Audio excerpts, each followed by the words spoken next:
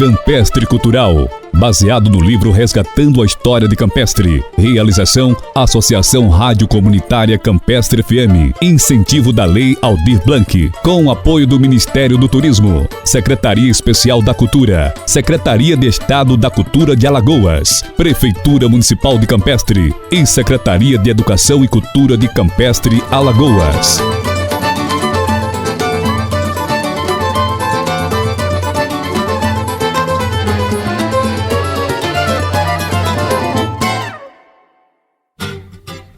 Olá pessoal, tudo bem? Olha só, hoje nós vamos falar um pouco sobre a comunicação em nosso município, a comunicação em Campestre. Mas antes, nós vamos conversar com pessoas que fazem parte da nossa comunicação. Vamos conversar agora com o nosso amigo comunicador Renan. Temos também o Silvinho e a Tássia Carla. Cara, eu lembro da rádio, da primeira rádio campestre, da primeira rádio campestre, que foi aquela difusora que tinha lá, que era nos postes, né, umas cornetinhas, umas caixas de som. E eu era adolescente naquela época, tinha uns 16 chegando para os 17.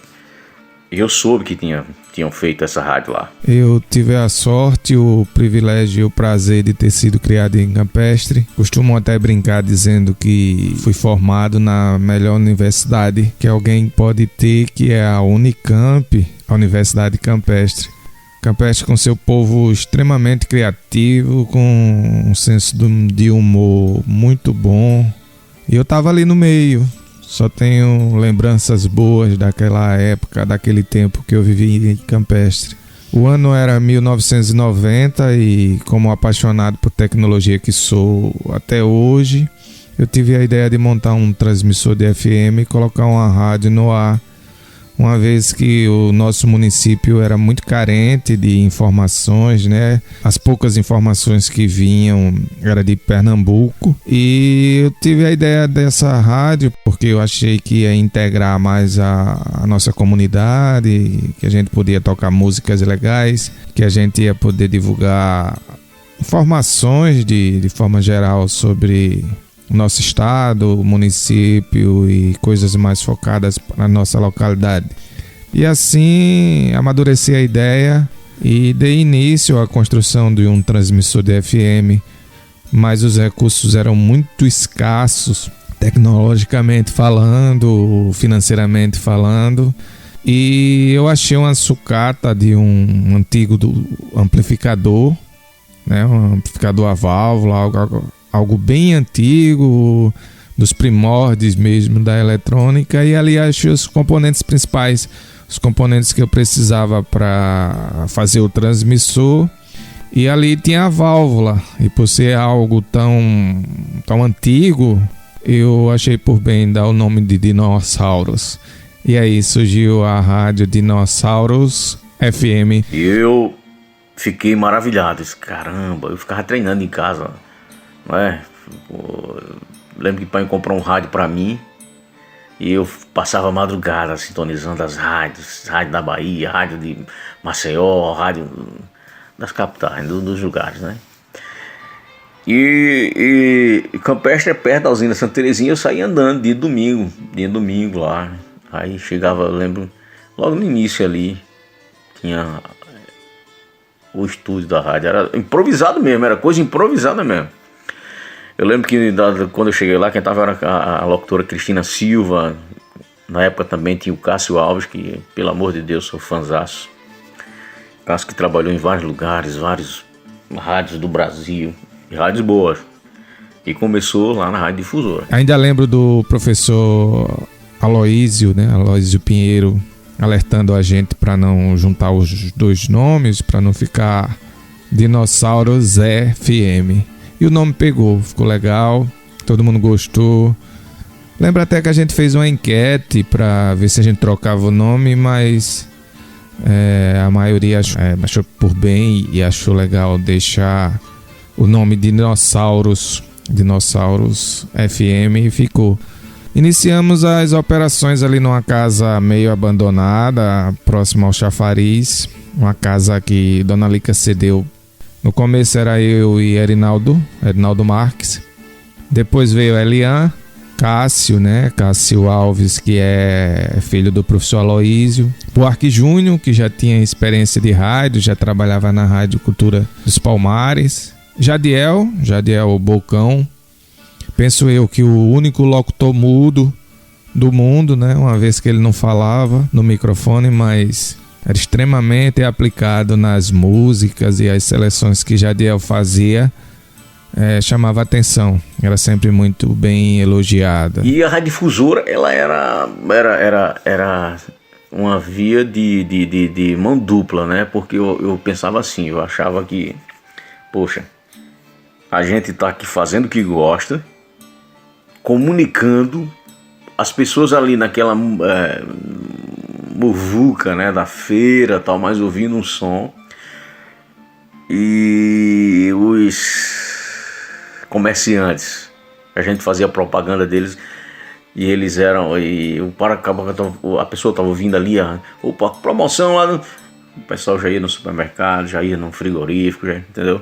Por isso que eu falo, é uma via de mão dupla. A gente fazia o que gostava e as pessoas estavam sendo beneficiadas de alguma forma. O cuidado que a gente tinha, o esmero, o profissionalismo que a gente tinha com a qualidade do som, a qualidade das vinhetas, das músicas, dos comerciais, era a nossa marca registrada. Por ser tão trabalhada, tão bem feita, modéstia à parte, éramos todos que fazíamos, né? Não só eu. Teve reconhecimento de cidades vizinhas, né? O pessoal vinha nos conhecer. Ficava meio decepcionado quando via que os equipamentos que a gente usava não era exatamente o que eles imaginavam, mas por outro lado ficavam abismados como é que com tão pouco recurso a gente conseguia fazer coisas tão bem feitas. E foi muito bom a difusora, mas um feito grande que eu aplaudo, assim, que eu vibro, é a chegada da Campestre FM. Rapaz, maravilhoso a chegada da Campestre FM. Hoje eu trabalho na Rádio AGFM, na cidade de União dos Palmares, mas foi aqui na Campestre FM que eu adquiri os meus primeiros conhecimentos em comunicar, em fazer rádio. Eu lembro que quando chegou a Campestre FM, eu não estava mais na usina Santa Terezinha, já tinha saído, né? Já estava trabalhando em Palmares, na TV Vídeo, uma produtora de vídeo e tal. Mas eu tinha contato com o Buarque. E Buarque dizia, Renan, quando tiver de férias lá na TV Vídeo, venha pra cá, faça o programa. Ela abriu um espaço para mim num programa de manhã que era sensacional. E eu tava fazendo o que gostava, né? E ele ainda me pagava uma quantia. Nas minhas férias. Era bom, era ótimo, era maravilhoso. A rádio, quando começou a funcionar aqui na cidade, me lembro muito bem como foi importante, né? Foi uma grande ferramenta interativa para todas as classes. Eu iniciei aqui no rádio fazendo parte da programação religiosa dessa rádio e foi aqui o meu primeiro incentivo pelo diretor Buarque a ir mais além, né? A deixar a parte religiosa e ousar na parte mais eclética da música e a outros horizontes. E acabei, né, seguindo esse conselho esse que hoje é a minha principal profissão. E a importância da rádio, cara, muito importante, porque a rádio ela atingiu todo tipo de várias pessoas. A rádio ela atingiu evangélicos, católicos. A rádio ela deixava você informado da política. A rádio tinha parte de entretenimento e isso eu achava sensacional, né? Essa forma que o Buarque Júnior e a Beta trabalhavam, né? E chegamos a produzir comerciais para emissoras profissionais, vinhetas, ainda produzimos umas vinhetas para outras rádios, né? O trabalho era muito, mas prazeroso. A grana era curta, né? Dinheiro era quase nenhum. Trabalho de um mês, a gente comia aí uma noite ali na banquinha de cachorro-quente de Corminha, na frente do clube aos sábados. Adino, como chamávamos carinhosamente, era mais que um passatempo pra gente, né? Era uma coisa muito prazerosa, muito gostosa de fazer. Era uma missão, uma coisa que a gente fazia com muito prazer, com muito afinco. E aí um morador local fez uma denúncia ao antigo Dentel, hoje Anatel, e esse veio e nos fechou. E ainda nos chamou de rádio pirata. Nunca entendi porquê de rádio pirata. Afinal de contas, não estávamos atrás do ouro. A gente só queria aprender e quando dava, cachorro quente e corminha, né? Ninguém é de ferro. E assim acabou o sonho da Dino, mas plantamos a sementinha. Tenho muito orgulho em saber que Buarque Júnior seguiu com o sonho. Hoje tem a Campestre FM. Outras pessoas que também passaram pela Dino, hoje trabalham em rádios profissionais, são do meio, né? E então eu tenho muito orgulho de dizer que a Dino vive. E a importância da rádio, muito boa, porque tipo, alcançou não só Campestre, mas alcançou cidades vizinhas, né? Pessoas de Jacuípe eu via, pessoas do Engenho perto de Jacuípe já ouviam, de Jundiá, entendeu? E a usina Santa Terezinha beneficiada. Eu lembro também da Campestre FM fazendo cobertura política, alcançando ali o pessoal da usina com a política de Água Preta, né? A disputa política de Água Preta. Buarque Júnior colocava 2 repórteres, né? Robson Neres, Elton Cametal, e tinha pessoas em Novo Lino, em Colônia de Leopoldina, Chechel, e todo mundo sendo informado do que estava acontecendo nas eleições pela Campestre FM.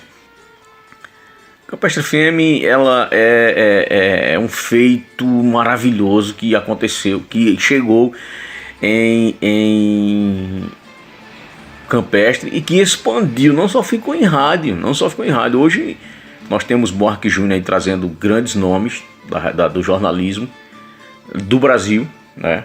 Pessoas que trabalham no Rio de Janeiro, pessoas que trabalham em afiliadas da Globo, em afiliadas da Record, em afiliadas do SBT, para trazer treinamento para os meninos que estão aí. Eu acho isso sensacional, maravilhoso. Tudo começou numa difusora lá atrás. Depois Campestre FM já estamos entrando aí no audiovisual, que isso é maravilhoso. Hoje o rádio, apesar de tantas as mudanças que vem acontecendo no nosso mundo, mesmo com os avanços das redes virtuais, o rádio continua se inovando, né? Mudando. Com isso vem aí estimulando, como sempre, aquele que está ali do outro lado, sempre ouvindo o rádio. Porque quem ouve a rádio está sempre bem informado. É isso, Campestre FM, para mim, foi a minha escola. O audiovisual está entrando em Campestre e isso é importante demais, isso é maravilhoso. Nós vemos aí, hoje você faz um programa de rádio na Campestre FM e eu estou aqui no sertão de Pernambuco, aí posso assistir com vídeo, o áudio e o vídeo, né, pelo Facebook, pelo YouTube, pelo Instagram, isso é maravilhoso.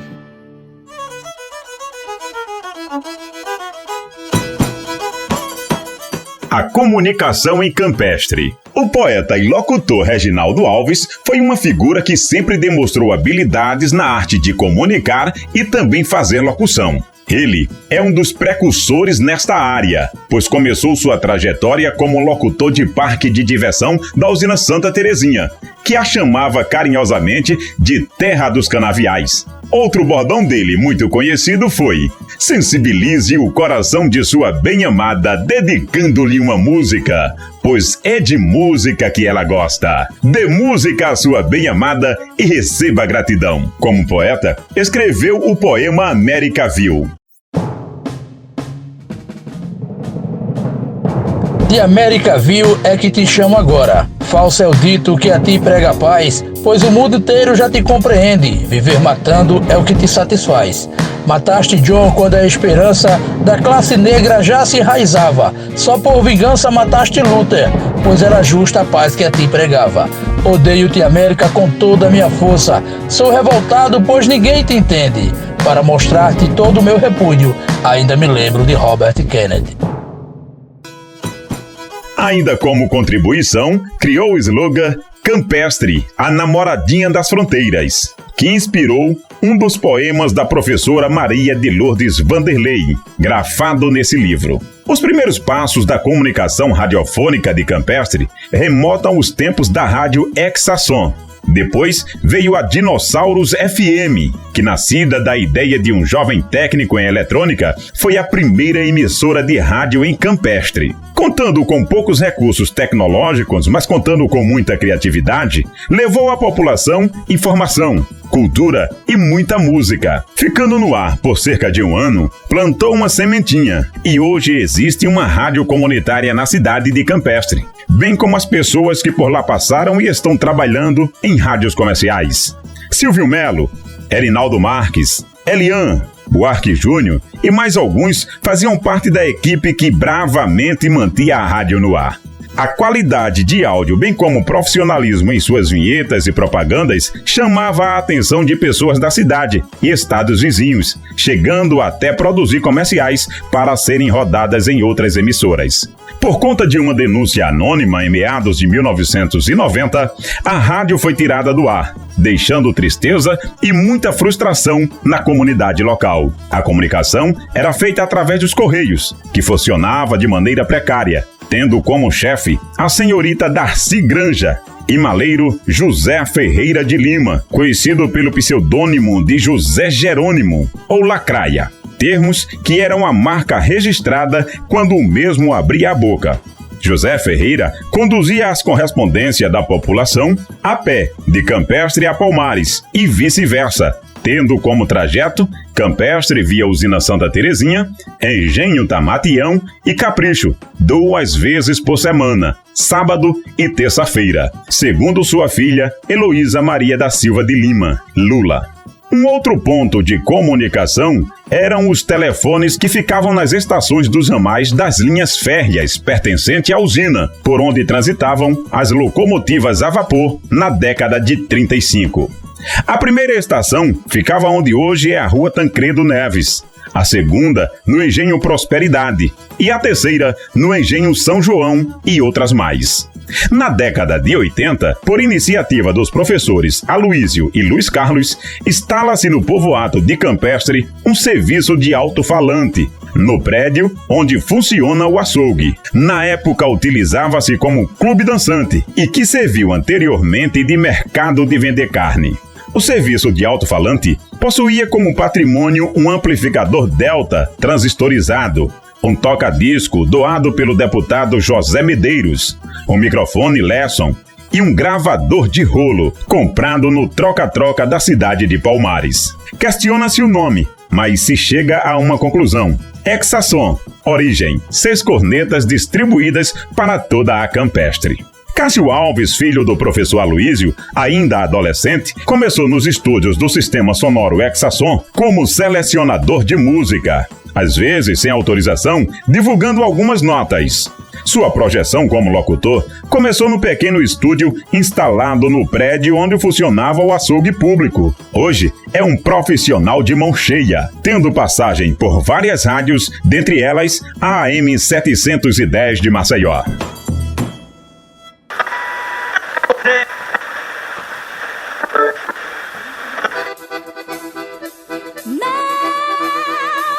No dia 18 de junho de 1998, é fundada a Associação Rádio Comunitária Campestre FM. Entrando no ar em 25 de novembro desse ano, passou a desenvolver ações de sustentabilidade, como inclusão digital, gráfica rápida, educação à distância, curso de reforço e produção de áudios e vídeos em pequena escala. Além desses, atua com projetos de técnica de restaurante, rádio escola e programa de geração e renda, escola de fábrica do MEC, projeto Ciberela Comunicações, em parceria com a ONG Semina, Secretaria Especial da Mulher, Programa Federal GESAC, Ministério das Comunicações, Sampa.org, Ministério do Planejamento, Criar Brasil, Oboré, Sesc Senac, Rádio Braz, Onide.org e Pastoral da Criança. A rádio mantém intercâmbio com as agências de informação, Senado, Câmara, Rádio Braz, Oboré, Rádio Web, Rede Viva Favela e Secom. Desenvolve os projetos próprios, Ciberela Comunicação, Instituto Telemar Semina, Juventude nas Ondas do Rádio com o Instituto Oi Futuro, Cremicro Petrobras, replicando o conhecimento sem fronteiras com o Instituto Oi Futuro, fase 1 e 2. Estação Digital, Fundação Banco do Brasil, Telecentro BR, através do Ministério da Ciência e Tecnologia e CNPq, e Ponto de Cultura Campestre Cultural através do MINC. Como proposta para 2011, foi apresentado o projeto Replicadores na TV junto ao Instituto Oi Futuro.